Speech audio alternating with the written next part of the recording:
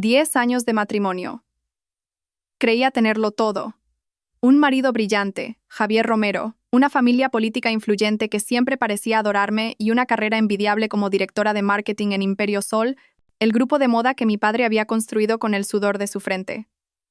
Vivía inmersa en esa vida satisfactoria, hasta una tarde de viernes en que todo se derrumbó con un solo mensaje de texto. Presidía la reunión de estrategia para el último trimestre del año cuando mi móvil, sobre la mesa de caoba, vibró en silencio. Era de Elena, mi mejor amiga desde la universidad. Sofía, ¿dónde estás? Es urgente. Fruncí el ceño. Hice un gesto a mi secretaria para que continuara con la presentación y salí discretamente de la sala. Devolví la llamada a Elena. Su voz, al otro lado de la línea, sonaba extrañamente apremiante. «Elena, ¿qué pasa? ¿Por qué tanta prisa?» «Sofía, escucha con calma. Tu marido, Javier, ¿no se suponía que estaba en un viaje de negocios en Las Palmas?» Mi corazón dio un vuelco. «¿De qué hablas?» Me llamó esta mañana para decirme que había llegado bien. «No, Sofía». La voz de Elena estaba al borde del llanto. «Mi prima trabaja en la aerolínea. Acaba de enviarme una foto. Javier está ahora mismo en el aeropuerto de Barajas, facturando para un vuelo a Miami. Y no está solo». Un zumbido agudo llenó mis oídos, pero luché para que mi voz no temblara. ¿Con quién está? Con toda su familia, sus padres, su hermana con su marido y una mujer joven, muy embarazada. Parecen increíblemente felices. Su madre le estaba acariciando la barriga a la chica. Cada palabra de Elena era una daga clavándose en mi pecho. Miami, una mujer embarazada, toda su familia política. Las piezas dispersas del puzzle encajaron en un instante, formando una imagen de una crueldad inimaginable. Colgué. Mis nudillos se volvieron blancos al apretar el teléfono. Regresé a la sala de reuniones, mi rostro manteniendo una máscara de profesionalidad y calma. La reunión de hoy termina aquí. Quiero un informe detallado de todos por correo electrónico antes de las 9 de la mañana. Pueden retirarse. Mi voz era firme, sin rastro de emoción. Mis empleados, aunque sorprendidos por el cambio abrupto, obedecieron en silencio. Tan pronto como la puerta se cerró, cogí las llaves de mi coche y corrí hacia el aparcamiento subterráneo. Tenía que ir. Tenía que verlo con mis propios ojos. Por muy brutal que fuera la verdad, debía enfrentarla. El coche volaba por las congestionadas calles de Madrid, pero mi mundo estaba sumido en un silencio escalofriante. ¿Qué había hecho mal en estos 10 años? Había entregado mi corazón a su familia, tratando a sus padres como si fueran los míos. Tras la muerte de mi padre, ellos habían sido mi ancla emocional. Me había cargado a la espalda Imperio Sol, trabajando codo con Javier para hacer crecer el grupo, para que él se sintiera orgulloso de su esposa. No teníamos hijos. Era mi mayor tristeza, pero Javier siempre me consolaba diciendo que no importaba. Resulta que todo era mentira. No es que no le importara, es que ya había encontrado a otra persona para que le diera un hijo. El aeropuerto era un hervidero de gente y ruido. Me calcé una gorra de béisbol. Me cubrí el rostro con unas gafas de sol y una mascarilla, y me mezclé con la multitud. Los encontré en la zona de embarque de Business Class. Allí estaba la familia Romero, reunida en un círculo de felicidad radiante. Allí estaba Javier, el hombre con el que dormía cada noche, con su mano protectora sobre el hombro de una mujer joven y hermosa cuyo vientre era una montaña. Mi suegra, que siempre me tomaba de la mano y me pedía que cuidara mi salud, le ofrecía ahora a esa mujer un vaso de leche caliente con una ternura infinita. Mi suegro, a quien yo respetaba como a un padre, charlaba animadamente con la familia de su hija. Eran una familia perfecta y feliz, y en esa imagen yo era una completa extraña. Observé en silencio desde la distancia la forma en que Javier miraba a esa mujer, una mirada que yo había recibido una vez, pero que no había vuelto a ver en mucho tiempo. Una mirada llena de amor, adoración y esperanza. Se inclinó para susurrarle algo al oído, y ella sonrió ampliamente, apoyando la cabeza en su hombro con un gesto coqueto. La escena no me hizo gritar ni perder la razón. Simplemente enfrió mi corazón hasta convertirlo en un bloque de hielo. La traición de una sola persona es suficientemente dolorosa, pero esto era una traición de todas las personas a las que amaba y en las que más confiaba. Juntos, habían montado una obra de teatro perfecta, y yo era la única espectadora que no sabía nada. Estaban esperando felizmente una nueva vida, el nieto que mi suegra tanto anhelaba. No se iban de vacaciones. Iban a Estados Unidos para que el niño naciera allí. Un plan meticulosamente preparado y, a todas luces, de larga duración. No me acerqué. No monté una escena. Simplemente saqué mi móvil en silencio y tomé varias fotos desde lejos, lo suficientemente claras para que se vieran todos los rostros, toda su felicidad. Esa sería la primera prueba. Solo cuando los vi pasar por el control de seguridad, me di la vuelta y me marché. No brotó ni una lágrima, pero algo dentro de mí había muerto por completo. 10 años de amor, confianza y respeto, convertidos en cenizas en ese mismo aeropuerto. Al salir por la puerta principal, inhalé una bocanada del aire frío de la noche. Sabía que la Sofía Vargas de ayer ya no existía. A partir de ahora, sería una Sofía diferente. Una Sofía que recuperaría todo lo que le pertenecía a ella y a su padre, costara lo que costara. Conduje hasta nuestra villa en el exclusivo barrio de Salamanca, el lugar que una vez fue nuestro hogar. La espaciosa casa ahora se sentía vacía y extrañamente fría. El aroma de los lirios que tanto me gustaban todavía flotaba en el aire, pero ya no me traía paz, sino que me asfixiaba como una burla. Desde la gran foto de nuestra boda en el salón hasta las zapatillas de estar por casa de Javier, ordenadamente colocadas en la entrada, cada objeto de la casa era un testimonio de una mentira cruel. No me permití flaquear. Subí directamente al despacho del segundo piso, donde se guardaban las cosas más importantes. Abrí la sólida caja fuerte que mi padre había instalado años atrás. Dentro, además de algunas joyas, estaban todas las escrituras de propiedad, los contratos y, lo más importante, el testamento de mi padre y el certificado de mis acciones en Imperio Sol. Mi padre, en vida, siempre me había enseñado a ser una mujer fuerte e independiente, a saber defenderme en cualquier situación. Quizás, presintiendo algo, lo había preparado todo con sumo cuidado. Me había dejado la mayor parte de las acciones del grupo. Javier solo poseía una cantidad simbólica, suficiente para mantener su puesto en el Consejo de Administración. Mi padre dijo que era su regalo de bodas para mí y un escudo que me protegería toda la vida. Solo ahora comprendía el profundo significado de sus palabras. Saqué todos los documentos importantes y los organicé cuidadosamente en un maletín de cuero. Luego, me senté en el escritorio, encendí el portátil e hice la primera llamada. Llamé al abogado Robles, el letrado en quien mi padre más confiaba en vida y en quien yo también tenía una fe absoluta. Respondió casi de inmediato. Su voz, como siempre, era cálida y serena. Sofía, soy Robles. ¿Qué ocurre a estas horas? Respiré hondo, tratando de mantener la voz lo más calmada posible. Señor Robles, necesito su ayuda. Es un asunto muy importante y urgente. Detectando la extrañeza en mi tono, la voz del abogado se tornó seria. De acuerdo. Dime, te escucho. Quiero que prepare una demanda de divorcio. Y tengo sospechas de que mi marido, Javier Romero, ha estado malversando fondos de Imperio Sol y cometiendo fraude fiscal. Necesito que me ayude a investigar y a reunir pruebas. Hubo un breve silencio al otro lado de la línea. El abogado Robles debía de estar muy sorprendido. Él había sido testigo de nuestros comienzos. Incluso fue el representante legal en nuestra boda. Sofía, ¿qué ha ocurrido exactamente? ¿No será un malentendido entre vosotros? No es ningún malentendido, respondí, mi voz varias capas más fría. Tiene otra mujer, y pronto van a tener un hijo. Toda su familia me ha estado engañando, y se la han llevado a Estados Unidos para que dé a luz. Los he visto yo misma en el aeropuerto esta tarde. Escuché el profundo suspiro del abogado. Entiendo. Que noticia tan inesperada. De acuerdo, primero cálmate. Déjamelo todo a mí. Por encima de todo, no dejes que sepan que lo has descubierto. Actúa con normalidad. Me pondré en contacto con un especialista en Estados Unidos para que recoja pruebas. Respecto a los asuntos financieros, ¿tienes alguna sospecha concreta? Sospecho que ha estado desviando fondos a través de empresas fantasma usando su puesto de vicepresidente o a través de donaciones, especialmente a través de la Fundación Luz Futura, que lleva el nombre de mi padre. Necesito un historial completo de las transacciones de la fundación de los últimos 3 años. De acuerdo. Me encargo de inmediato. Eres la accionista mayoritaria y la hija del fundador. Tienes todo el derecho a solicitar esa información. Cuídate mucho, Sofía, no puedes derrumbarte.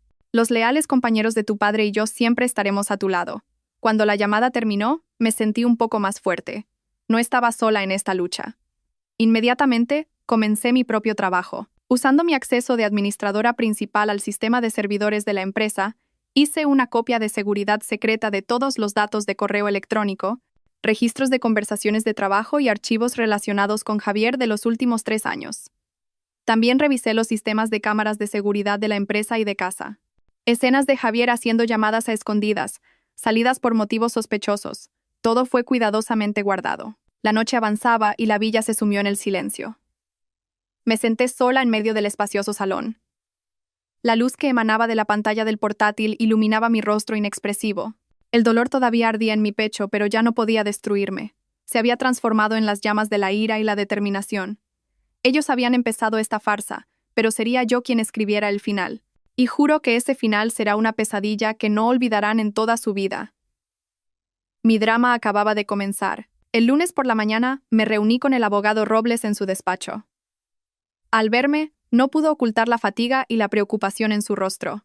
Me sirvió una taza de manzanilla y dijo con suavidad: Sofía, sé que esto es increíblemente difícil, pero tienes que ser fuerte.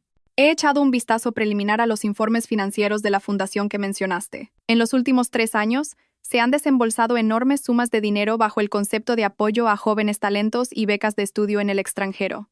Y la beneficiaria de todas ellas es una única persona, una tal Clara Montes. ¿Te suena este nombre? Clara Montes. Mi corazón se encogió al oírlo. Recordé el rostro de la joven en el aeropuerto, hermoso pero con un aire desafiante. Probablemente sea ella, señor Robles. El abogado asintió, su expresión endureciéndose. Eso pensé. Me puse en contacto con la persona que te comenté. Se llama Morales, un detective privado muy competente y discreto, especializado en casos de españoles en el extranjero. Ha aceptado el caso y ya ha empezado a trabajar. Pronto tendremos noticias. No tuve que esperar mucho. Apenas 2 días después, recibí un correo electrónico cifrado de Morales a través del abogado Robles. Contenía un archivo comprimido lleno de fotografías y un informe conciso. Con el ratón temblando en mi mano, abrí las fotos una por una. La primera mostraba una lujosa villa en una tranquila zona residencial de Miami. Un deportivo blanco estaba aparcado frente a la puerta, el modelo que Javier una vez había descrito como el coche de sus sueños. Segunda foto.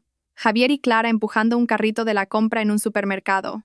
Parecían un matrimonio de recién casados decorando su nido de amor. Clara apoyaba la cabeza en el hombro de Javier, y la mano de él reposaba sobre el vientre de ella. Un gesto lleno de ternura.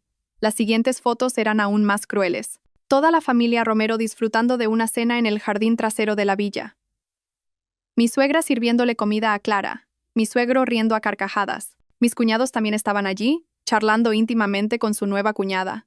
Eran una familia de verdad, y yo solo era una extraña. También había un video de Javier ayudando a Clara a pasear por un parque. Se cogían de la mano, parando de vez en cuando para besarse. La visión de su felicidad me provocó náuseas. Pero lo que más me horrorizó estaba en la última parte del informe. Morales había investigado el contrato de alquiler de la vivienda, los documentos de compra del vehículo y los papeles de inscripción en una exclusiva clínica ginecológica internacional para el seguimiento prenatal. Todo estaba a nombre de Javier y Clara. Y la información decisiva. Morales había rastreado la primera transferencia de dinero de Javier a Clara. Había comenzado hacía 3 años. 3 años. No había sido un error momentáneo. No era una relación incipiente. Era un engaño planificado y sistemático que se había extendido a lo largo de 1/3 de nuestro matrimonio. Durante los últimos 3 años, mientras yo trabajaba sin descanso en Imperio Sol, mientras pasaba noches en vela deseando tener un hijo, mi marido estaba construyendo otra familia a mis espaldas. Durante los últimos 3 años, mientras yo creía que mis suegros eran mi apoyo incondicional, ellos estaban ocupados encubriendo el pecado de su hijo y esperando con alegría a un nieto que no era mío. Toda su preocupación y sus palabras amables no eran más que una pésima actuación. Cerré el portátil y me recliné en la silla. Mi lujosa oficina de repente se sintió sofocante. No lloré. Las lágrimas, ahora, eran un lujo inútil. El dolor se había transformado en otra emoción, mucho más fría y afilada. Se llamaba determinación. Las pruebas estaban ahí. Eran irrefutables. No solo serían el arma para poner fin a este matrimonio, sino que me recordarían cada día la crueldad de esas personas. Me habían robado 10 años de mi juventud, mi confianza y mi amor. Ahora iba a recuperar todo lo que era mío y todo lo que le debían a mi padre. Unos días después, mientras intentaba ahogar mis penas en el trabajo, mi móvil de sobremesa sonó. Era una videollamada de mi suegra. Al ver su rostro sonriente en la pantalla, una oleada de náuseas subió por mi garganta, pero rápidamente recuperé la compostura, respiré hondo y, esbozando una sonrisa radiante, contesté. Hola, suegra. Soy Sofía. ¿Estáis todos bien? Claro que sí, hija. Estamos de maravilla, dijo, con su habitual tono cariñoso. El aire aquí es tan puro y agradable. Te llamaba para saber cómo estabas. Sola en casa. ¿No estarás trabajando demasiado? Te veo un poco pálida. Actuando a la perfección, me llevé una mano a la mejilla. Sí, con el cierre del año hay mucho trabajo. Pero no te preocupes, estoy comiendo bien. Ella suspiró, mirándome con ojos llenos de compasión. Hija, el trabajo es importante, pero la familia lo es más. Lleváis ya 10 años casados, va siendo hora de pensar en tener un bebé. Tu suegro y yo solo esperamos el día de poder abrazar a un nieto. ¿Por qué no haces una cosa? Deja el trabajo un poco de lado y ven a pasar unos días con nosotros. Descansas, cambias de aires. Y la tecnología médica aquí es muy buena. ¿Quién sabe si no tendremos una buena noticia? Al oírla, quise soltar una carcajada. ¿Para quién estaba actuando? Ella sabía perfectamente por qué yo ya no necesitaba esforzarme. El nieto que tanto esperaba ya estaba creciendo en el vientre de otra mujer, en la misma casa donde ella se alojaba. Su insistencia solo era una excusa para justificar la inminente llegada de ese niño. Un teatro perfecto. Me esforcé por mostrar una sonrisa triste. Sí, suegra. Yo también lo deseo con todas mis fuerzas. Quizá el destino aún no ha querido. En cuanto termine con este proyecto, me haré otro chequeo a fondo. En ese momento, mi suegro apareció en pantalla. Con su habitual sonrisa afable, me saludó con la mano. Sofía, soy yo. Con Javier fuera en ese viaje de trabajo tan duro, tienes que cuidarte mucho en casa. No te excedas. Sí, suegro, estoy bien. Vosotros también cuidaos mucho. Otra mentira descarada. ¿Viaje de trabajo? Su familia, desde el más viejo hasta el más joven, eran todos unos actores excepcionales. Juntos encubrían un pecado, juntos pisoteaban mis sentimientos y mi confianza. Creían que yo era una tonta que se dejaba engañar fácilmente con palabras dulces y falsas preocupaciones. Cuando la llamada terminó, la sonrisa desapareció de mi rostro al instante. Me levanté y me acerqué a la ventana, observando el bullicio de los coches abajo. Su hipocresía me repugnaba. Durante 10 años había vivido entre lobos con piel de cordero. Fingían cuidarme y quererme, pero a mis espaldas se preparaban para despedazarme. Ya había visto suficiente de esta obra. Ahora era mi turno de bajar el telón. Pero antes de hacerlo, me aseguraría de que cada uno de los actores de esta farsa pagara un precio muy, muy alto por su papel. Antes de que mi aversión hacia mi familia política pudiera calmarse, otra cuchilla atravesó mi corazón. Esta era más afilada y cruel, forjada con el legado de mi propio padre. Esa mañana, el abogado Robles me llamó a su despacho con una expresión de una gravedad sin precedentes. Dejó una gruesa carpeta sobre su escritorio. Sofía, siéntate. Prepárate para lo que vas a ver. Abrió la carpeta y señaló el desglose detallado de los gastos de la Fundación Luz Futura. Como ya sabíamos, Javier Romero ha estado enviando dinero a esa mujer, Clara Montes, bajo el pretexto de becas. Pero la escala es mucho mayor de lo que imaginábamos. No hablamos de unos cientos de miles de euros, son millones, transferidos en pequeñas cantidades a lo largo de 3 años. Millones de euros. Sentí como si alguien me estuviera estrujando el corazón. Esta fundación era la niña de los ojos de mi padre. La creó para ayudar a niños sin recursos pero con ganas de estudiar, para llevar la luz del conocimiento a zonas desfavorecidas. Y Javier, el yerno en quien mi padre tanto había confiado, se había atrevido a convertirla en su cajero automático personal para mantener a su amante. Con la sangre y el sudor de mi padre, con el dinero de los donantes, con fondos que debían usarse para comprar libros y construir escuelas, le había comprado a ella una casa de lujo y un coche caro.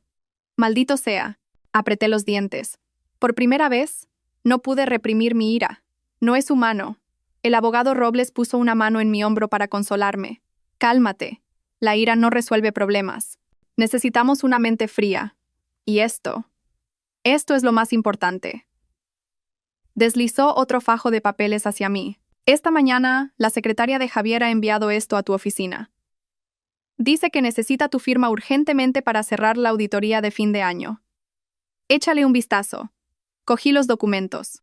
La portada decía educadamente: confirmación de transacciones para la auditoría contable. El contenido eran cláusulas aparentemente normales que confirmaban las inversiones y transacciones de la empresa durante el último ejercicio fiscal.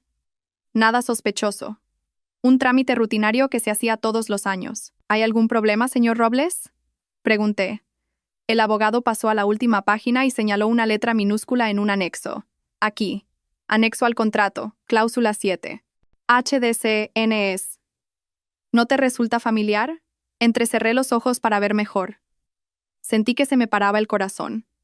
Era el número del contrato de cesión y delegación de acciones que mi padre había redactado para mí. La letra pequeña decía: la abajo firmante, para la reestructuración y expansión de la inversión de Imperio Sol, acepta ceder incondicionalmente el 20% de sus acciones de Imperio Sol al consejero Javier Romero. Este era su verdadero objetivo. No solo quería el dinero, quería tragarse Imperio Sol entero, todo el legado de mi padre. Estaba usando mi confianza y mis hábitos de trabajo para tenderme una trampa sutil, una trampa diseñada para que firmara un documento que me haría perderlo todo. Si no hubiera estado alerta, si lo hubiera hojeado y firmado como de costumbre, todo habría terminado. Un sudor frío recorrió mi espalda. «¿Qué plan tan diabólico?», dijo el abogado Robles con desprecio. «Te has subestimado, te ha visto como a una niña fácil de engañar. Ya lo tendría todo calculado. Con este 20%, sumado a sus acciones existentes y al apoyo de otros accionistas que haya comprado, tendría la fuerza suficiente para expulsarte del Consejo de Administración». Miré fijamente el papel. El odio dentro de mí alcanzó su punto álgido. Pero entonces, una idea cruzó mi mente. ¿Quería tenderme una trampa? Perfecto. Convertiría esa misma trampa en su tumba. Levanté la vista y miré directamente a los ojos del abogado Robles. Mi voz era extrañamente calmada. «Señor Robles, vamos a usar esto. Voy a firmar su contrato». «¿Qué dices, Sofía? ¿Te has vuelto loca?», exclamó él sorprendido. «Si firmas eso, lo perderás todo». «No, señor Robles», esbocé una sonrisa gélida. «Firmaré, pero no ahora. Le diré que necesito revisarlo con más calma. Ganaré tiempo. Mientras tanto, prepararemos otro contrato, con la misma forma, pero con un contenido diametralmente opuesto. Si él quiere jugar con las palabras, yo jugaré con él. Si él intenta engañarme, yo le engañaré a él. Cuando llegue el momento, no seré yo quien firme una sentencia de muerte. Será él». Al leer la determinación en mis ojos, la sorpresa del abogado Robles se transformó en comprensión y luego asintió con firmeza. «De acuerdo, haremos lo que dices. Ya es hora de que este zorro caiga en la trampa». Durante los días siguientes, me sumergí en el trabajo como una posesa. De día, seguía siendo la directora de marketing competente y decidida, dirigiendo sin problemas todas las campañas de fin de año. De noche, junto al abogado Robles y su equipo, analizábamos línea por línea los informes financieros, rastreando el rastro del dinero negro que Javier había desviado. Al estrés del trabajo se sumaron la tensión de la traición y la planificación de la venganza, aplastándome los hombros. Perdí peso drásticamente y los espasmos estomacales se hicieron cada vez más frecuentes. Al principio era un dolor sordo, pero gradualmente se convirtió en un dolor agudo, como si me apuñalaran.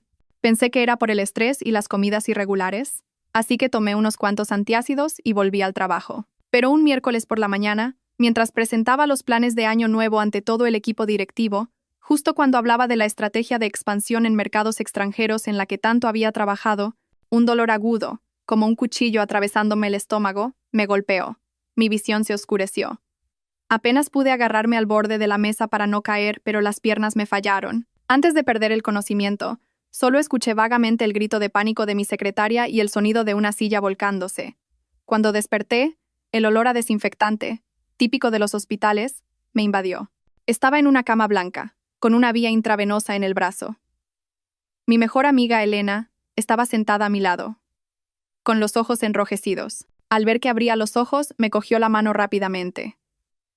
«Sofía, ¿estás bien?» «Casi me muero del susto».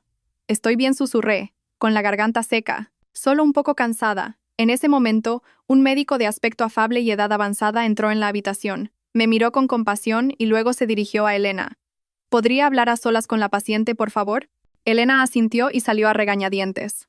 Cuando nos quedamos solos, el médico se sentó en una silla y me miró. «Señorita Vargas, soy el doctor Mateo Castillo, jefe del departamento de digestivo. Hemos realizado unas pruebas y una endoscopia. El resultado es que hemos encontrado un tumor en su estómago». Sentí como si el corazón se me detuviera. «¿Un tumor?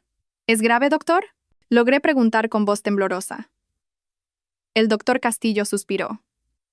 «Hemos enviado una muestra a biopsia, pero basándome en las imágenes de la endoscopia y en mi experiencia, es muy probable que se trate de un cáncer de estómago en fase inicial. Es muy similar al caso de su difunto padre, el señor Vargas. Él también fue paciente mío. Cáncer de estómago. La misma enfermedad que se había llevado a mi padre hacía 5 años. La historia se repetía con una crueldad infinita. El shock fue tan grande y repentino que las lágrimas que había reprimido durante tanto tiempo brotaron sin control. Era fuerte, sí, pero ante la fragilidad de la vida, no era más que una mujer vulnerable. El viejo doctor esperó en silencio hasta que dejé de llorar. Cuando me calmé un poco, continuó con suavidad. Sofía, sé que es un gran shock, pero la medicina de hoy ha avanzado mucho más que hace 5 años. Como lo hemos detectado a tiempo, la tasa de curación es muy alta. Realizaremos una cirugía para extirpar el tumor lo antes posible y luego seguiremos con quimioterapia para eliminar cualquier célula cancerosa restante. Tiene que tener fe. Tiene que ser positiva. Me sequé las lágrimas y miré por la ventana.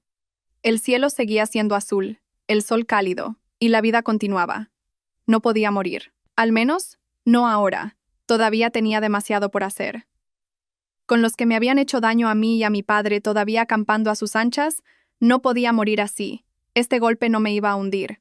Al contrario, me haría más fuerte. Me daba una razón y una fecha límite para terminarlo todo. Volví a mirar al doctor Castillo, mi mirada se había vuelto firme. Gracias, doctor, me operaré. Pero, ¿podría darme 2 semanas? Tengo un asunto muy importante que debo resolver. Solo 2 semanas. El doctor Castillo dudó un momento, pero al ver la determinación inquebrantable en mis ojos, finalmente asintió. De acuerdo. 2 semanas. Pero después, tendrá que ingresar inmediatamente. Ni un día de retraso. Recuerde que su vida es la máxima prioridad. Sí, se lo prometo.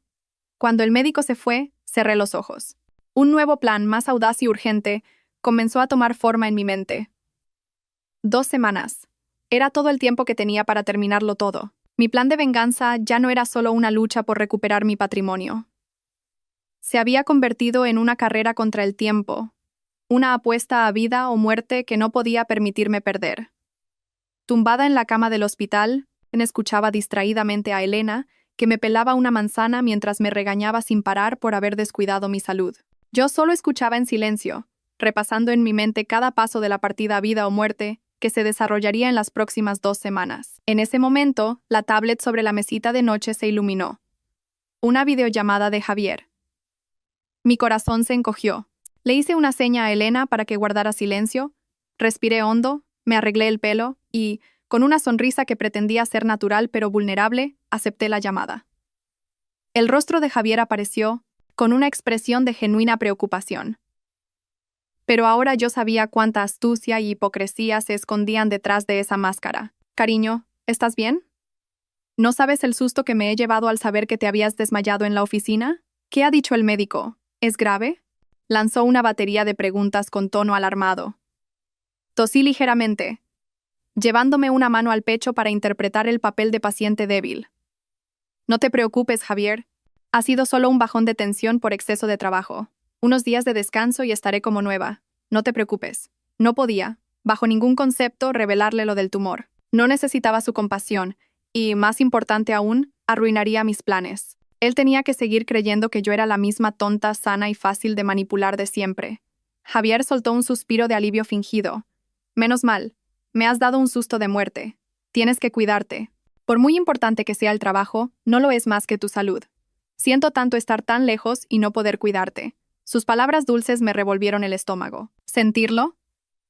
Si de verdad lo sintiera, no estaría al otro lado del mundo cuidando de otra mujer y de su futuro hijo. Tras unas cuantas frases vacías de preocupación, finalmente fue al grano. Oye, cariño, sé que estás cansada, pero hay un asunto urgente. ¿Has visto los documentos que te envió mi secretaria? El socio de aquí está presionando mucho. Si no nos decidimos rápido, perderemos esta gran oportunidad de inversión.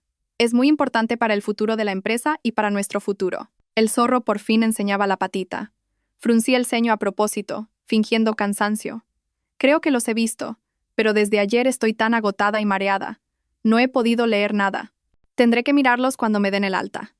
Ahora mismo, solo de ver las letras me da vueltas la cabeza.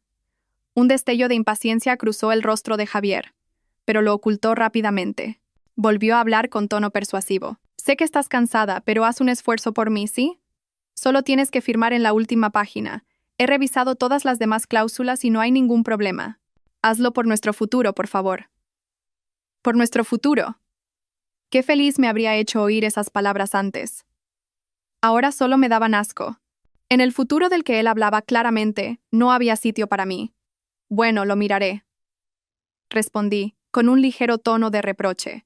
Con lo mal que estoy, y tú preocupándome con cosas de la empresa. Parece que no te importo nada. Claro que no, cariño. Eres lo que más me importa, se apresuró a decir. ¿Quieres que llame a mi madre para que vaya a cuidarte unos días? Se atrevió incluso a mencionar a su madre. ¡Qué actuación conjunta tan perfecta! Negué con la cabeza. No, no hace falta. Elena está aquí. Tu madre tendría un viaje muy largo. Pobre. Déjala que descanse. Tras unas cuantas indicaciones sin sentido, la llamada terminó.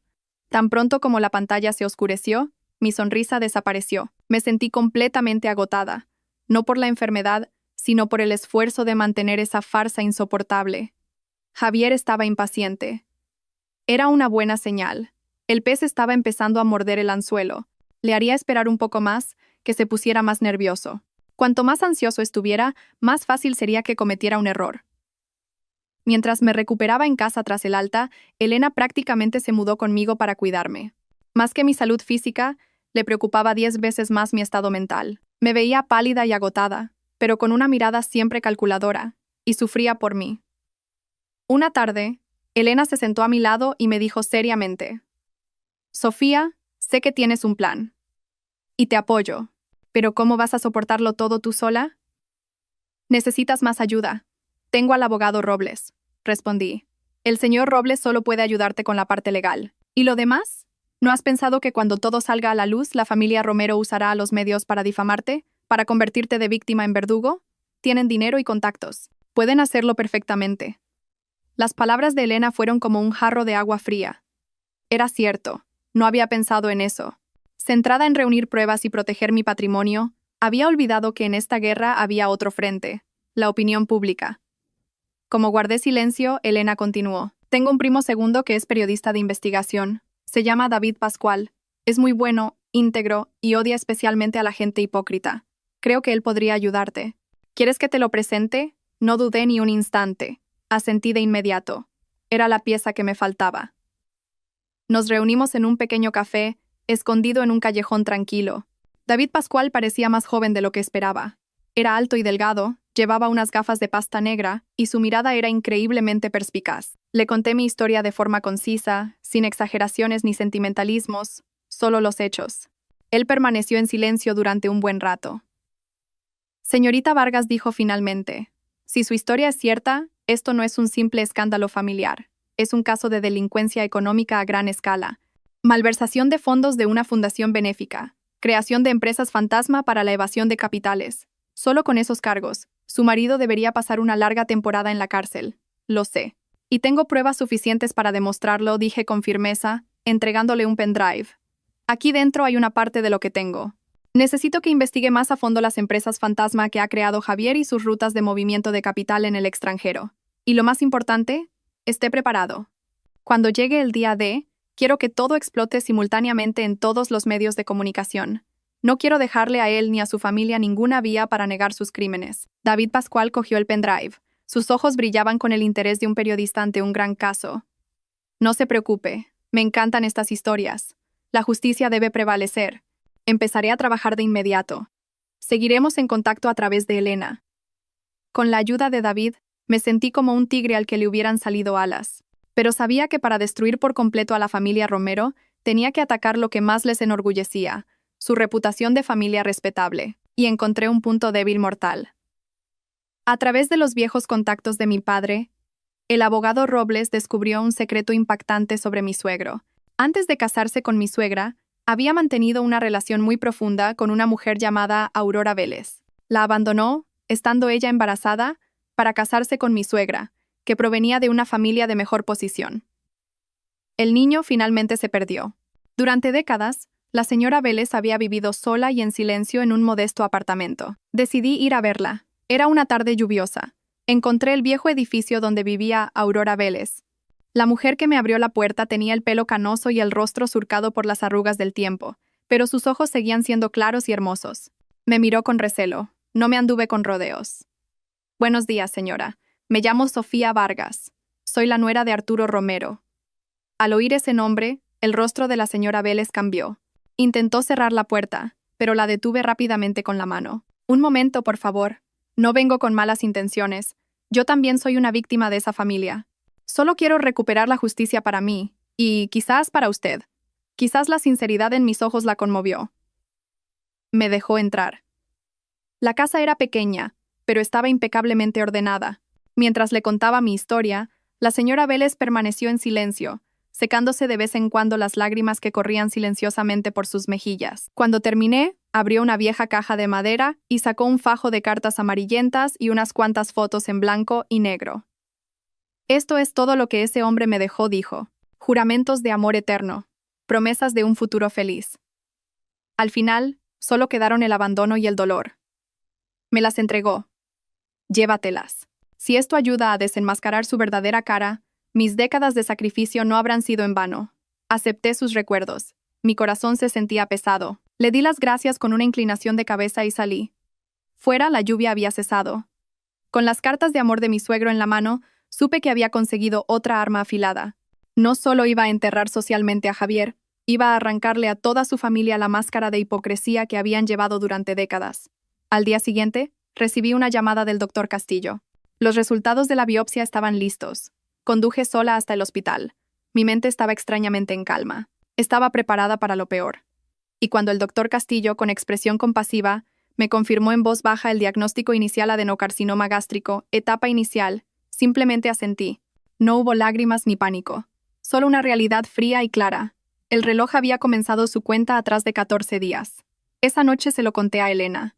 No podía seguir ocultándoselo. Sentadas en el silencioso salón de la villa, le mostré el informe médico. Ella lo miró fijamente y luego me miró a mí, sus ojos llenos de confusión e incredulidad. No. No puede ser, tartamudeó, con la voz temblorosa. Sofía, esto tiene que ser un error, ¿verdad? Seguro que se han equivocado en el hospital. Estrujó el papel y se echó a llorar. Tienes que operarte ya. Nada más importa. Tu salud es lo primero. Al diablo con ese cabrón, al diablo con la empresa. Primero tienes que vivir. Le cogí las manos temblorosas y las apreté con fuerza. Elena, escúchame, me voy a operar. Se lo he prometido al doctor. Pero no ahora. ¿Por qué? Gritó exasperada. ¿Por qué no ahora? ¿Te das cuenta de que te estás jugando la vida? Precisamente por eso la miré directamente a los ojos, mi voz firme y clara. Precisamente por eso no puedo entrar en un quirófano así como así. Elena, Imperio Sol no es solo un patrimonio. Es el trabajo de toda la vida de mi padre. No puedo permitir que caiga en manos de un sinvergüenza que me ha engañado y ha malversado los fondos de la fundación de mi padre para mantener a su amante. Si algo me pasara en la operación, Javier, como mi heredero legal, recibiría parte de mis bienes. Lo usaría para seguir controlando la empresa. Si eso ocurriera, no podría morir en paz. Prefiero morir a que el legado de mi padre sea manchado por un tipo así. Ante la determinación de mis palabras, Elena se quedó sin habla. Me miró y, quizás por primera vez, vio las llamas que ardían en mis ojos. No eran las llamas de un odio ciego, sino las de la responsabilidad y la protección. Solo tengo 2 semanas, continué, bajando la voz. En estas 2 semanas, tengo que terminarlo todo. Tengo que hacer que Javier vuelva, engañarlo para que firme los papeles que le despojen de todos sus derechos. Solo después de proteger mis acciones, entraré tranquila al quirófano. Pase lo que pase, habré cumplido con mi deber como hija. ¿Entiendes? Elena, sin decir palabra, me abrazó y rompió a sollozar. Le di unas palmaditas en la espalda. Sabía que me quería y se preocupaba por mí, pero en esta partida, la única que podía jugar era yo. Era una apuesta a vida o muerte, con mi vida y el legado de mi padre en juego. Y no tenía más opción que ganar. Esa noche, después de que Elena se durmiera, me senté sola en el despacho de mi padre. Abrí un cajón y saqué una vieja foto suya. En ella, mi padre sonreía radiante, con una mirada afable y cálida. Acaricié su rostro en la foto. Papá, susurré, confía en mí. No te decepcionaré. Protegeré Imperio Sol. Protegeré todo lo que dejaste, cueste lo que cueste. El primer y más crucial paso en esta apuesta a vida o muerte era proteger el corazón de Imperio Sol, las acciones que mi padre me había legado. Si Javier se hacía con ellas, todo lo demás perdería su sentido. No podía enfrentarme a él directamente en este asunto. Tenía la ventaja de ser mi marido legal. Necesitaba un movimiento por sorpresa, uno que no esperara en absoluto. A la mañana siguiente, organicé una reunión secreta con el abogado Robles. El lugar no fue ni la empresa ni su despacho, sino una villa en un resort a las afueras, una antigua propiedad de mi padre. Solo invité a 3 personas: el señor Jiménez, director de fábrica y uno de los fundadores que había seguido a mi padre desde el principio; la señora Alonso, directora financiera, famosa por su integridad y prudencia; y el señor Torres, director de logística, un hombre leal y recto. No solo eran accionistas importantes, sino también personas a las que respetaba, que me habían visto crecer. Cuando los 3 entraron, todos tenían una expresión de preocupación. Habían oído que me había desmayado, y pensaban que los había convocado por un problema de salud. Les hice sentarse, les serví té yo misma, y fui directa al grano. Señores, les he reunido hoy por un asunto del que depende la supervivencia de Imperio Sol. Puse sobre la mesa las pruebas irrefutables, las fotos de Javier y su amante en Miami, los extractos bancarios de los millones de euros desviados de la fundación, y por último, la confirmación de auditoría falsificada con el anexo para ceder el 20% de mis acciones. Al ver aquello, los rostros de los 3 cambiaron. La preocupación se convirtió en estupefacción y luego en ira. El señor Jiménez, el más temperamental, golpeó la mesa con fuerza. Menudo desgraciado. Después de que el presidente confiara tanto en él, hasta le entregó a su única hija. ¿Cómo se atreve a cometer una atrocidad así? Ese hombre no merece estar ni un día más en Imperio Sol. La señora Alonso, más calmada, tenía un brillo gélido en sus ojos afilados. Es un método increíblemente astuto y malvado. Debió de planearlo desde hace mucho tiempo. Si no lo hubieras descubierto a tiempo, Sofía, Imperio Sol ya podría haber cambiado de manos. Esperé a que su ira se calmara un poco y les expliqué mi plan. Sé que Javier Romero no va a renunciar a esta conspiración. Pronto tendré que ausentarme durante un tiempo por un tratamiento médico. Durante ese tiempo, no puedo permitir que el patrimonio de mi padre corra peligro. Por eso, aunque sea una petición muy arriesgada, no tengo otra opción. Quiero pedirles un favor. Hice una pausa y miré a cada uno directamente a los ojos. Quiero que, temporalmente, custodien el 30% de mis acciones de Imperio Sol, bajo la supervisión del abogado Robles, en forma de un contrato de fideicomiso con plena validez legal. De esta manera, mis acciones dejarán de ser el objetivo de Javier y, lo que es más importante, el poder central del grupo permanecerá en manos de las personas más leales a mi padre. Los 3 guardaron silencio. Comprendían la gravedad del asunto. Recibir una cantidad tan enorme de acciones no solo era un honor, sino también una pesada responsabilidad que conllevaba riesgos. En ese momento, el abogado Robles intervino y explicó detalladamente las cláusulas legales del contrato de fideicomiso, garantizando que todo sería transparente y seguro para ambas partes. Tras un largo rato de reflexión, el señor Torres, el más callado de los 3, habló primero. Recuerdo que el presidente Vargas nos dijo una vez que Imperio Sol era su vida y que Sofía era su corazón. Ahora, tanto su vida como su corazón están amenazados. Nosotros le debemos mucho. No tenemos ninguna razón para quedarnos de brazos cruzados. El señor Jiménez y la señora Alonso asintieron al unísono. De acuerdo. Lo aceptamos. Tú, Sofía, no te preocupes por nada y céntrate en tu tratamiento. Nosotros nos encargaremos de esto. Nos aseguraremos de que ese tal Javier Romero no toque ni una brizna de hierba de Imperio Sol. Las lágrimas asomaron a mis ojos, pero las contuve. Me levanté e hice una profunda reverencia ante los 3. Gracias. Nunca olvidaré esta muestra de lealtad. El contrato de fideicomiso se firmó allí mismo. Con el documento firmado en mis manos, sentí como si me hubieran quitado un peso enorme de encima. La primera y más sólida muralla para proteger el legado de mi padre estaba levantada. Ahora podía pasar a la siguiente fase con tranquilidad. Tender la trampa y esperar a que el pez gordo nadara directamente hacia la red. Con la muralla para proteger Imperio Sol firmemente erigida, empecé a tejer la red. No tenía mucho tiempo. Tenía que actuar con rapidez y decisión. El teatro de mi falsa quiebra había comenzado oficialmente. Lo primero que hice fue adoptar deliberadamente un aspecto demacrado. No necesité actuar. La enfermedad en mi cuerpo, las noches de insomnio y el estrés extremo ya habían grabado en mi rostro el agotamiento y la debilidad. Dejé de maquillarme y elegí trajes holgados y de colores oscuros para ocultar mi cuerpo cada vez más delgado. Cada vez que iba a la empresa, caminaba con paso pesado, con ojeras profundas y la mirada perdida. La imagen de la directora ejecutiva siempre vibrante había desaparecido por completo, reemplazada por la de una mujer aplastada por una pesada carga. A continuación empecé a esparcir rumores. no de forma descarada. Bastaban unas pocas palabras, lanzadas al descuido, a la persona adecuada en el momento oportuno. En una comida con unos socios de toda la vida, conocidos por su locuacidad, se me escapó un lamento sobre un importante contrato de exportación a Europa que había salido mal, afectando gravemente el flujo de caja de la empresa. Dije, con expresión triste, que estaba buscando financiación por todas partes, pero que la situación no era buena. Solo con eso, el rumor de que Imperio Sol estaba en crisis financiera se extendió como la pólvora por el mundo empresarial. Para añadir verosimilitud, bajo la supervisión de la señora Alonso, ordené al departamento financiero que retrasara algunos pagos no esenciales a proveedores menores. Por supuesto, la señora Alonso se reunió con ellos en secreto para explicarles la situación y garantizar sus derechos. Pero para los de fuera, era una señal inequívoca de que Imperio Sol se estaba quedando sin fondos. Pero el golpe de gracia fue poner la villa en venta. Llamé a la mayor inmobiliaria de la ciudad y les pedí que pusieran a la venta la villa de nuestro matrimonio a un precio casi un 30% por debajo del mercado, como una venta urgente. Hice hincapié en que necesitaba venderla en 2 semanas para solucionar los problemas de la empresa.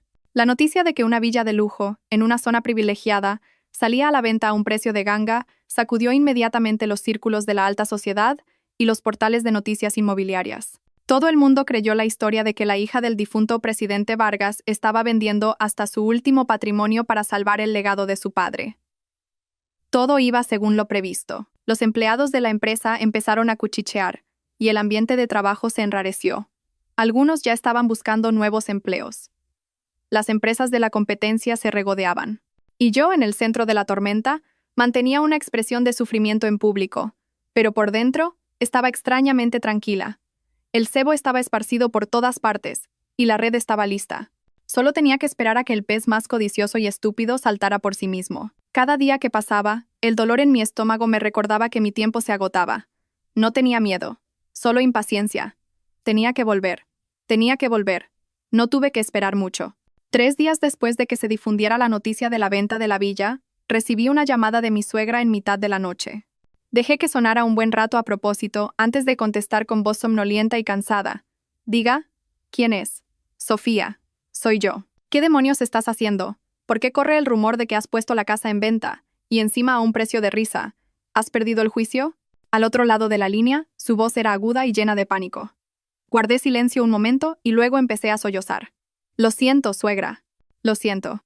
¿Y con un lo siento se arregla todo? Explícame qué ha pasado.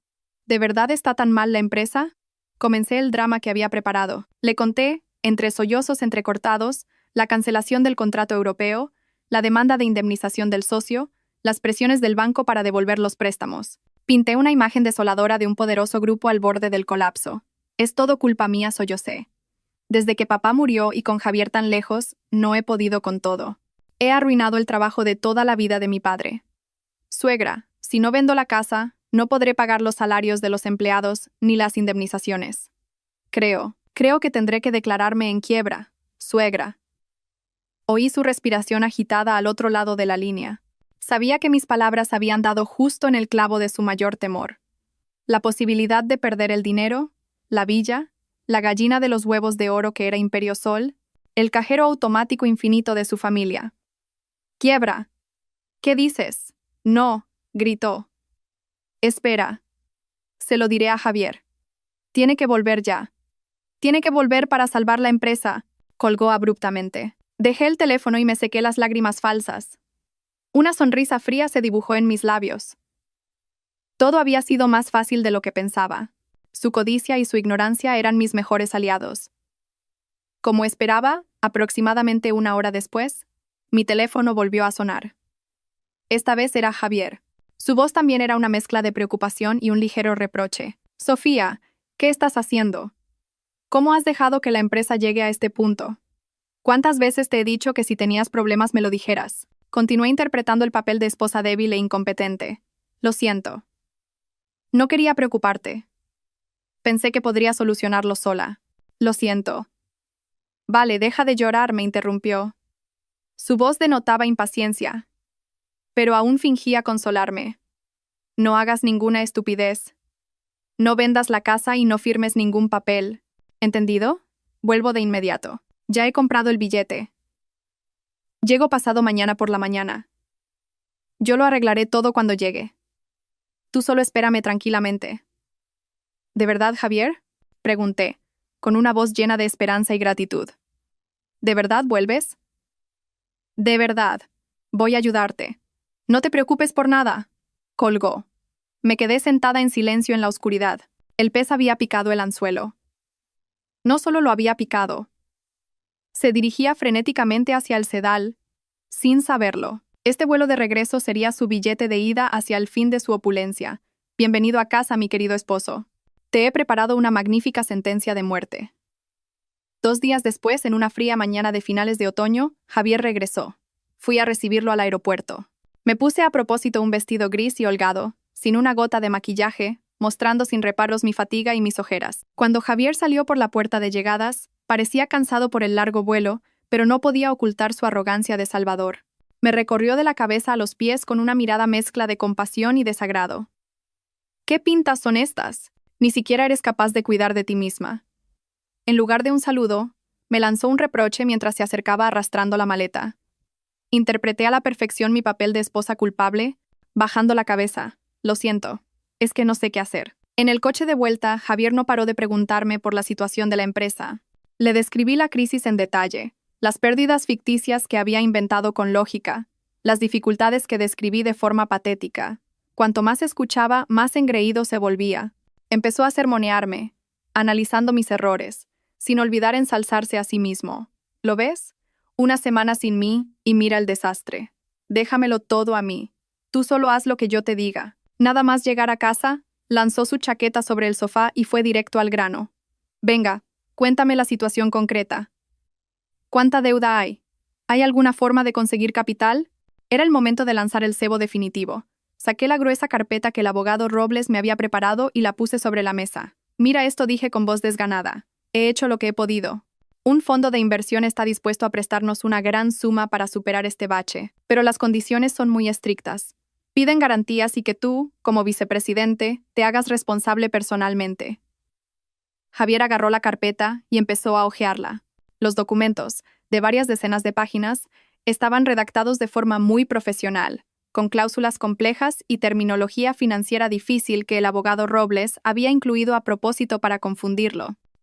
Reestructuración de deuda, contrato de aval, acuerdo de garantía patrimonial. Javier murmuraba los grandes titulares mientras leía. Solo echó un vistazo a la primera parte, con las cláusulas de préstamo de apariencia plausible, sin prestar la más mínima atención a los anexos del final. ¿Qué es lo que piden?, preguntó, sin apartar la vista de los papeles. Piden como garantía todos nuestros bienes gananciales. La villa, los coches, las cuentas de ahorro. Todo, dije, con expresión de dolor. Y para demostrar la seriedad y capacidad de gestión de la dirección, exigen que firmes una declaración jurada asumiendo la responsabilidad total de esta deuda. En el peor de los casos, renuncias voluntariamente a la gestión de esos activos y les das prioridad para cobrar la deuda. Dicen que es un procedimiento esencial para garantizar su inversión. Javier frunció el ceño, pensativo. La codicia y el exceso de confianza habían nublado su juicio. En sus ojos, solo veía el enorme préstamo que tenía delante y la oportunidad de salvar Imperio Sol, y con ello hacerse con todo el poder. Pensó que con ese dinero podría reflotar fácilmente la empresa, y entonces esas garantías patrimoniales no serían nada. Además, estaba convencido de que yo, su esposa débil e incompetente a sus ojos, no me atrevería a hacer nada. De acuerdo, dijo con firmeza después de unos minutos. Si con eso conseguimos el dinero para salvar la empresa, adelante. Estos bienes los recuperaremos con creces más tarde. Pásame un bolígrafo. Con mano temblorosa, le entregué la pluma estilográfica que mi padre me había regalado. Le observé firmar sin dudar su nombre en cada página de los contratos, acuerdos y declaraciones juradas. Su firma, en esos documentos legales que eran, en realidad, su sentencia de muerte, era clara y enérgica, como prueba de su estupidez y su codicia sin límites. Cuando dejó el bolígrafo, contuve la respiración. Estaba hecho. La trampa se había cerrado. Bien, dijo, reclinándose satisfecho en la silla. Ahora que estoy yo aquí, tú descansa. Asentí y recogí la carpeta en silencio. Al tocar el papel, todavía cálido por su firma, un escalofrío recorrió mi espalda. Él creía haber firmado un pasaporte hacia la cima del poder, cuando en realidad acababa de firmar la sentencia que enterraría su vida. Una semana después del regreso de Javier, Ingresé en el hospital. La operación estaba programada para el siguiente lunes por la mañana.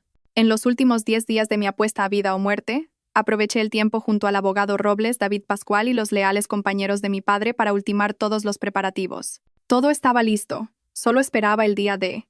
Esa mañana, el cielo de Madrid estaba nublado y caía una lluvia fina. Elena me llevó temprano al hospital. Al ponerme el pijama de paciente en la habitación, me sentí extrañamente ligera, como si la pesada carga que me había estado aplastando estuviera a punto de ser liberada. Cogí la mano de Elena y le di mis últimas instrucciones. Elena, sí. Si algo me pasara, por favor, cuida de la Fundación Luz Futura. No dejes que vuelva a ser utilizada para fines malvados. No digas tonterías, me regañó Elena, con los ojos enrojecidos. Vas a estar bien. La operación será un éxito. Te esperaré fuera. Lo sé. Yo también lo creo, sonreí. Pero antes de entrar a quirófano, necesito que envíes un mensaje. Le di el número del abogado Robles. El mensaje era: empiecen. Mientras me llevaban en la camilla hacia el quirófano, vi a Javier al final del pasillo. Supongo que había venido a interpretar su papel de marido devoto hasta el final. Se acercó, me cogió la mano y puso cara de preocupación. Ánimo, cariño, yo me encargo de todo fuera. Tú no te preocupes por nada y recupérate. Le miré directamente a los ojos, con una profundidad que él nunca podría entender. Sí. Te lo dejo todo a ti. La pesada puerta del quirófano se cerró, aislándome del mundo exterior. La deslumbrante luz de la lámpara quirúrgica me cegó y el olor a anestesia empezó a invadir el aire. Mientras mi conciencia se hundía en una neblina, supe que en el mundo exterior una tormenta terrible acababa de desatarse. Simultáneamente, en el despacho del abogado, el señor Robles recibió el mensaje de Elena. Con calma, levantó el auricular e hizo 2 llamadas. La primera, a su equipo legal que esperaba en los juzgados: presenten la demanda. La segunda, a David Pascual: publiquen el artículo. Al instante, los engranajes de la justicia y los medios de comunicación se pusieron en marcha. En los juzgados de Plaza de Castilla, se registró una voluminosa demanda de divorcio, acompañada de una querella criminal contra Javier Romero por estafa, malversación de fondos, administración desleal y adulterio. Se adjuntaron todas las pruebas, las fotos y vídeos de Miami, los extractos bancarios y, por supuesto, el contrato de reestructuración de deuda que Javier acababa de firmar. En la sede de Imperio Sol, Javier estaba sentado triunfalmente en el despacho de mi padre, como si fuera el rey. Estaba planeando una junta extraordinaria para anunciar la reestructuración y su toma de control. Justo en ese momento, la puerta de su despacho se abrió de golpe y entraron varios policías uniformados. El inspector que iba al frente dijo con rostro severo: «Señor Javier Romero, somos la policía. Tenemos que llevarle con nosotros para interrogarle en relación con una denuncia presentada por su esposa, la señora Sofía Vargas. Por favor, acompáñenos». Javier se quedó helado, con el rostro pálido. «¿Qué? ¿Qué dice?» «Tiene que haber un error», pero nadie le respondió. Al mismo tiempo, su móvil empezó a sonar como un loco. En la pantalla, los principales medios de comunicación digitales lanzaban titulares impactantes. El vicepresidente de Imperio Sol, denunciado por adulterio y malversación de millones de euros. El artículo venía acompañado de las nítidas fotos suyas con su amante y su familia en Miami. Otros artículos destapaban su red de evasión de capitales, sus empresas fantasma e incluso la traición que su padre había cometido en el pasado. La tormenta se había desatado con tal rapidez y virulencia que no le dio tiempo a prepararse. Todas sus cuentas bancarias y las de su familia fueron congeladas para la investigación. Se emitió una orden de prohibición de salida del país. Todo se derrumbó en un abrir y cerrar de ojos. Javier se quedó de pie en medio de su despacho, aturdido. La ira y el pánico estallaron en sus ojos. Rugió como una bestia y barrió todo lo que había sobre su escritorio. Lo había entendido todo. Era una trampa perfecta tendida por la esposa a la que siempre había subestimado. Y en ese momento, yo, en la mesa de operaciones, luchaba por mi propia vida. La luz roja sobre la puerta del quirófano seguía encendida, indicando que la batalla continuaba. Fuera, el mundo de los que me habían traicionado ardía en llamas. Y eso era solo el principio. Desperté de un sueño largo y profundo. El familiar olor a desinfectante estaba allí, pero esta vez no me sentía oprimida. La suave luz del sol de la mañana entraba por la ventana, iluminando las motas de polvo que danzaban en el aire.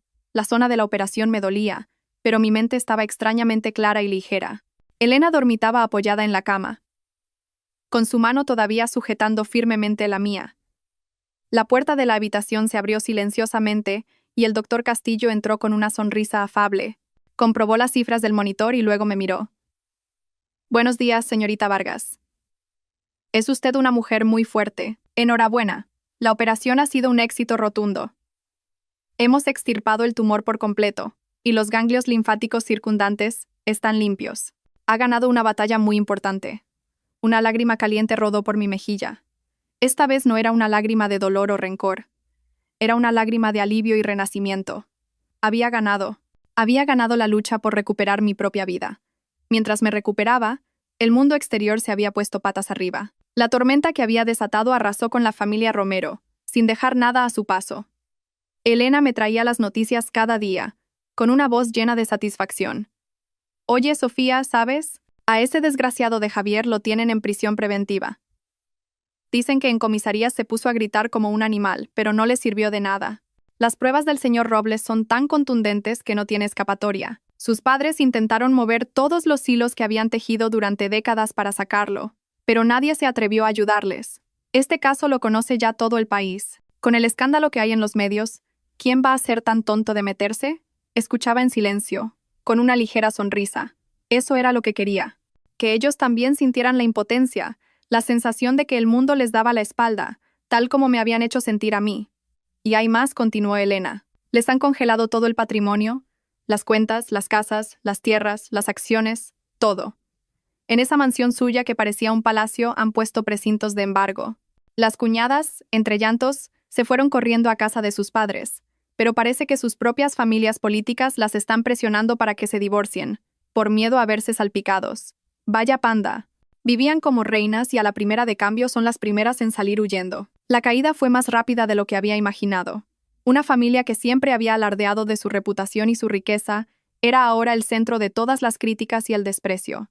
Mi suegro, Arturo Romero, al leer los artículos que destapaban su traicionero pasado, junto con las cartas de amor que Aurora Vélez me había dado, sufrió un ataque de hipertensión y tuvo que ser ingresado de urgencia. Mi suegra, completamente derrumbada, se encerró en casa y se negaba a ver a nadie. El castillo que habían construido con hipocresía y crueldad se había desmoronado en una sola noche. Tumbada en la cama del hospital, miraba por la ventana. Los árboles del jardín delantero empezaban a perder sus hojas, anunciando la llegada del invierno.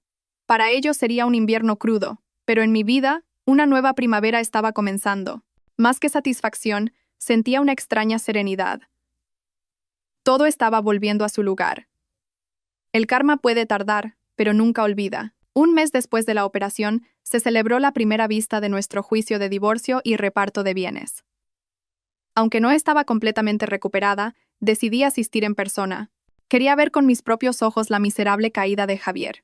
Esa mañana, Elena me eligió un elegante vestido blanco y me maquilló ligeramente para que no pareciera tan pálida. A propósito, no usé una silla de ruedas. Caminé, apoyada en Elena y el abogado Robles, con paso lento pero firme. Mi imagen, la de una mujer que, a pesar de haber sufrido una grave enfermedad, se enfrentaba con dignidad a la adversidad, fue captada inmediatamente por los cientos de periodistas que se agolpaban a las puertas del juzgado. Los flashes no cesaban, pero no me inmuté. Mantuve la cabeza alta y la mirada serena, fija al frente. El ambiente en la sala del tribunal era tenso y sofocante. Javier entró después. Era un hombre completamente diferente al de hacía un mes. Su pelo, siempre impecablemente peinado, estaba revuelto. Su rostro, demacrado y sin afeitar. Tenía los ojos inyectados en sangre. Cuando me vio, el odio en su mirada casi pareció arder. Si no fuera por los guardias que lo flanqueaban, probablemente se habría abalanzado sobre mí. El juicio comenzó. El abogado Robles, con una actitud imponente y una voz firme, expuso los argumentos y las pruebas uno por uno. Proyectó en una gran pantalla las fotos de Javier y Clara disfrutando felizmente en Miami, los extractos bancarios de las transferencias fraudulentas, y por último, el contrato de reestructuración de deuda con la clara firma de Javier. Con cada prueba, el rostro de Javier se contraía más. Intentó argumentar que todo era una trampa tendida por mí, que había sido engañado, pero ante un documento con su propia firma, todas sus palabras carecían de sentido. El abogado de Javier, probablemente contratado a toda prisa por su familia, era un joven que intentó argumentar que, movida por los celos al no poder tener hijos, yo había conspirado para incriminar a mi marido. Pero esa lógica fue demolida al instante por el señor Robles. Señoría, la voz del abogado resonó en la sala. Mi clienta, la señora Sofía Vargas, no solo no ha podido disfrutar de la felicidad de ser madre, sino que durante los últimos 3 años ha sufrido bajo el engaño de su marido y de toda su familia política.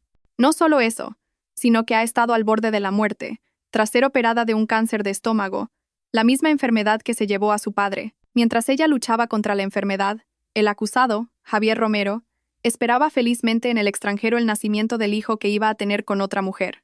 Me atrevo a preguntar, ¿qué excusa puede haber para semejante crueldad? La sala se sumió en el silencio y todas las miradas de compasión se dirigieron hacia mí. Yo solo incliné ligeramente la cabeza, y en el momento justo, dejé que mis hombros temblaran. Al finalizar la vista, el tribunal anunció que aceptaba mis peticiones iniciales. Todos los bienes en disputa permanecerían congelados hasta la sentencia final, y la villa y otros activos de titularidad conjunta quedarían bajo mi administración temporal. Fue una victoria aplastante. Cuando salía del juzgado con el abogado Robles y Elena, Javier no pudo contenerse más. Se zafó de los guardias y, señalándome con el dedo, gritó: «Sofía Vargas, te arrepentirás, zorra loca. ¿Crees que has ganado? Ya verás». Su ira, su verdadera y fea naturaleza, fue captada por cientos de cámaras. Yo solo me giré y le dediqué una mirada mezcla de lástima y desprecio. Había perdido. Había perdido miserablemente, y ni siquiera se daba cuenta de que su estúpida rabia se había convertido en la última cuchillada que acabaría por completo con su imagen y su honor ante el público. Mientras la tormenta arreciaba en España, al otro lado del Atlántico, el karma también comenzaba a hacer su trabajo con los cómplices. La situación de mi suegra y de la amante, Clara Montes, me era reportada regularmente por el detective Morales a través del abogado Robles. Yo escuchaba los informes sin ninguna emoción, como si leyera un informe de cifras. Cuando la noticia de la detención de Javier y la congelación de todo su patrimonio llegó a Estados Unidos, la primera en actuar fue la exclusiva clínica ginecológica, donde Clara esperaba dar a luz. Su sueño de un parto de lujo, tratada como una reina, se hizo añicos. Con las facturas del hospital sin pagar y sin perspectivas de que se pagaran, la clínica les exigió a mi suegra y a Clara que abandonaran las instalaciones. En medio de ese caos y tensión, Clara se puso de parto prematuramente. Nació un niño débil que tuvo que ser ingresado en una incubadora. Pero el hospital no era una organización benéfica. Después de prestarle los primeros auxilios necesarios, les exigieron inmediatamente que tramitaran el alta y trasladaran al bebé a un hospital público más asequible. Morales me envió unas fotos muy vívidas. Mi suegra, que había vivido toda su vida entre lujos, ahora sostenía a la amante de su hijo, debilitada por el parto. Salían del lujoso hospital cargadas de bolsas, con un aspecto lamentable. En su rostro ya no había arrogancia, solo confusión, fatiga y humillación. Ya no podían volver a la villa alquilada. El propietario, por impago del alquiler, los había echado. Una mujer mayor, una mujer joven y un bebé prematuro. Finalmente tuvieron que buscar un motel barato en una zona ruidosa, con olor a humedad. La vida de lujo había terminado y el infierno había comenzado. Sin dinero y sin nadie que las ayudara, el conflicto latente entre las dos mujeres estalló. Mi suegra, tras el shock inicial, empezó a culpar de todo a Clara. «Todo es por tu culpa, maldita arpía». La voz de mi suegra, en una grabación de sus violentas discusiones que Morales consiguió, era aguda y maliciosa. «Si no hubieras seducido a mi hijo, si no fuera por ese bombo tuyo, mi familia no estaría así. ¿Te das cuenta? Javier en la cárcel, el patrimonio perdido. Le has arruinado la vida». Clara, debilitada física y mentalmente tras el parto, ya no mantenía su falsa docilidad. Le gritó de vuelta: «Mire quién habla. ¿Por qué no culpa a su hijo por ser un codicioso y un estúpido? ¿Acaso le obligué yo a engañar a su mujer y a malversar el dinero de la empresa? Cuando él me daba dinero, y toda su familia venía aquí a vivir a cuerpo de rey, ¿por qué no decía nada? Ahora que todo ha explotado, ¿nos echa la culpa a mí y a este niño? Usted es la que no tiene ninguna suerte». Se insultaron, se humillaron e incluso llegaron a las manos. Se culpaban mutuamente de todo, desde los llantos del bebé hasta tener que comer fideos instantáneos cada día. El sueño de Clara de dar un vuelco a su vida se había desvanecido como el humo, dejando solo la cruda realidad de un bebé prematuro y un futuro desolador. Mi suegra también lo había perdido todo: su hijo, su dinero, su honor y hasta el nieto por el que lo había apostado todo. Ahora, ese niño se había convertido en una pesada carga en medio de su miseria. Leí el informe de Morales y vi las fotos de ellas viviendo en esa sórdida habitación de motel. No sentí nada en mi corazón. Era el precio que tenían que pagar. Juntas habían sembrado vientos, y juntas debían recoger tempestades. 6 meses después de la primera vista, el caso penal de Javier finalmente llegó a su fin. Durante ese tiempo, me centré en mi recuperación y en el tratamiento de quimioterapia. Perdí mucho pelo y adelgacé, pero mi espíritu se mantuvo muy firme. Con la ayuda de los leales directivos, me reincorporé gradualmente al trabajo en Imperio Sol, estabilizando la empresa después de la tormenta mediática. El día de la sentencia, no fui al juzgado. No quería volver a ver su miserable aspecto. Simplemente vi las noticias por televisión en casa, junto a Elena. Con pruebas irrefutables y cargos claros, el tribunal condenó a Javier Romero a 8 años de prisión por estafa, malversación de fondos y administración desleal. En el ámbito civil, el tribunal también decretó nuestro divorcio. De los bienes gananciales formados durante el matrimonio, mi patrimonio y todo lo derivado de Imperio Sol me pertenecía. Javier no obtuvo nada. En la pantalla del televisor, Javier escuchaba la sentencia de pie en el banquillo de los acusados. No gritó como la última vez.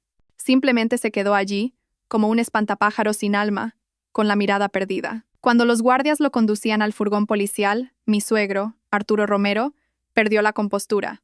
Intentó saltar el cordón de seguridad para correr hacia su hijo. «Javier, hijo», gritó desconsolado. Pero al ser detenido por la policía, en medio de la confusión y la desesperación, se giró de repente y, como si me estuviera viendo a mí, miró fijamente al objetivo de la cámara y gritó una frase enigmática. «Sofía Vargas, ¿estás satisfecha ahora? ¿Crees que has ganado? ¿Para conseguir esa fortuna? ¿Crees que tu padre murió en paz? ¿Ese desgraciado de Javier solo fue un peón utilizado?» Al oír esas palabras a través del altavoz del televisor me quedé helada. Elena apagó rápidamente la televisión. «No le hagas caso a ese viejo. Está loco, dice cualquier cosa». Pero sus palabras no dejaban de resonar en mi cabeza. «¿Crees que tu padre murió en paz?» ¿Qué quería decir? Mi padre había muerto del mismo cáncer de estómago que yo había padecido. El diagnóstico del hospital era claro. ¿Por qué, en su momento de mayor desesperación, mencionaba la muerte de mi padre? Vagos recuerdos me asaltaron de repente. Recordé los últimos días de mi padre. Su enfermedad había empeorado mucho más rápido de lo que los médicos esperaban. En aquel entonces, Javier interpretó el papel del yerno más devoto. Siempre preparaba él mismo las medicinas y los caldos reconstituyentes que, según decía, le había recomendado un famoso herbolario. En ese momento yo solo sentí gratitud y emoción por su dedicación. Pero ahora que lo pensaba, algo no encajaba. Recuerdo que una vez, después de tomar una sopa de semillas de loto que Javier le había preparado, mi padre se quejó de un dolor de estómago más agudo. Cuando le pregunté, Javier me explicó que probablemente era porque el cuerpo de mi padre estaba demasiado débil. También recordé otra vez que mi padre me cogió la mano. Su mirada parecía cansada y preocupada. Intentó decirme algo sobre Javier y la empresa, pero luego se detuvo. En ese momento, pensé que solo eran las preocupaciones infundadas de mi padre. Fragmentos de recuerdos, pequeños detalles que había pasado por alto, ahora se unían, formando una pregunta aterradora. Sí, ¿y si la muerte de mi padre no fue una muerte natural por enfermedad? ¿Y si hubo una mano que intervino? ¿Y si esa persona fue precisamente el yerno al que mi padre tanto quería y en quien tanto confiaba? Sentí un frío que me heló hasta los huesos, más intenso que cuando descubrí la traición o cuando recibí el diagnóstico de cáncer. Si esto era cierto, el crimen de Javier no se limitaba al engaño y al robo de patrimonio. Era un asesinato. Me levanté de un salto. Mi mirada se volvió afilada. Elena, llama al abogado Robles. Dile que venga aquí de inmediato. Es urgente. Creía que mi guerra había terminado, pero resulta que quedaba un acto final, mucho más terrible. Tenía que encontrar la verdad. Costara lo que costara. Tenía que descubrir la verdad sobre la muerte de mi padre. Epílogo. 1 año después. Había pasado 1 año. Tiempo suficiente para que las cicatrices de mi cuerpo se atenuaran y las heridas de mi corazón comenzaran a sanar. Mi pelo había vuelto a crecer, no tan largo y abundante como antes, pero me gustaba este corte bob con carácter. Simbolizaba a una nueva yo. También había recuperado peso, y tras las revisiones periódicas, mi salud era estable. El doctor Castillo decía que era un milagro, que mi fuerte voluntad de vivir había jugado un papel crucial en la superación de la enfermedad. Tras el encarcelamiento de Javier, me convertí en una figura pública a nivel nacional. Mi historia, la de una mujer traicionada por su marido que, sola, luchó contra la enfermedad y una malvada conspiración para proteger el legado de su padre, inspiró a muchas personas. Las peticiones de entrevistas de televisiones y periódicos llovieron. Al principio las rechacé, pero pronto me di cuenta de que mi historia podía ayudar a otras mujeres que sufrían en silencio. Acepté participar en un prestigioso programa de entrevistas. En directo, no hablé de dolor ni de odio. Hablé del viaje para recuperar la vida y el propio valor. Hablé de la importancia de la independencia económica, de la necesidad de ser lúcida en el amor y del coraje para defenderse a una misma. Mi apariencia serena, mi discurso lógico y mi extraordinaria fuerza de voluntad cautivaron por completo a la audiencia. Dejé de ser la pobre víctima de un escándalo familiar para convertirme en un símbolo de fortaleza y renacimiento. La fama no me cambió, simplemente me dio un nuevo camino, una nueva misión. Decidí destinar una parte considerable de mi recuperado patrimonio a crear una fundación para apoyar a mujeres emprendedoras. La fundación no solo ofrecería financiación, sino también un equipo de abogados, psicólogos y consultores de gestión para apoyar de forma integral a mujeres en dificultades matrimoniales, ayudándolas a iniciar una nueva vida autónoma e independiente. El día de la inauguración de la fundación, subí al escenario y miré los rostros de los cientos de mujeres que había abajo. Sus ojos brillaban de esperanza. Supe que esta era la venganza más dulce.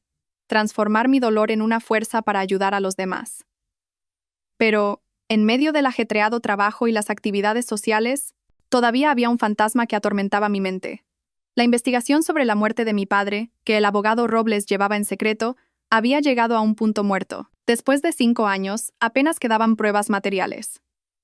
El historial médico de mi padre solo registraba el curso normal de un paciente con cáncer terminal. Los tónicos que Javier le traía eran imposibles de encontrar. Todo se quedaba en una sospecha, un dolor sutil en mi corazón que nunca se calmaba. Sabía que hasta que la verdad no saliera a la luz, el alma de mi padre no podría descansar en paz, y en mi vida quedaría un capítulo sin cerrar. Después de un año de trabajo incesante, decidí regalarme unas verdaderas vacaciones. Elegí París, una ciudad que mi padre adoraba. Esperaba que, caminando por las mismas calles que él, respirando el mismo aire que él amaba, mi alma encontrara por fin la verdadera paz. Una tarde, bajo un sol color miel, mientras paseaba por la orilla del Sena, entré en una vieja librería escondida en un callejón. El olor a papel antiguo y a tiempo me reconfortó. Mientras hojeaba un libro de tapas de cuero sobre el arte del Renacimiento, una voz suave y grave me habló en español a mi lado. «Disculpe, ¿es usted española?» Levanté la vista y por un instante me quedé helada. El hombre que estaba frente a mí tenía un rostro familiar, firme e inteligente. Él, al verme, pareció igualmente sorprendido. «Sofía. ¿Sofía Vargas?» «Daniel. ¿Daniel Herrera?» El nombre salió de mis labios sin que pudiera evitarlo. Era un brillante compañero de la universidad, Daniel Herrera. Alguien a quien mi padre apreciaba y elogiaba enormemente. Era un talento excepcional en arquitectura, y, justo después de graduarse, se había ido a Francia con una beca completa. Hacía más de 10 años que no nos veíamos. El encuentro inesperado nos alegró a ambos. Decidimos tomar un café juntos en una pequeña cafetería cercana. Daniel se había convertido en un arquitecto de éxito en París. Me habló de su trabajo, de su vida en Francia. Seguía soltero y conservaba el mismo aire romántico y la cálida sonrisa de siempre. Mientras le contaba la tumultuosa historia de mi vida, él simplemente escuchaba en silencio. Sus ojos estaban llenos de compasión y respeto. «Ha sido muy fuerte, Sofía. El señor Vargas, desde el cielo, seguro que está muy orgulloso de ti».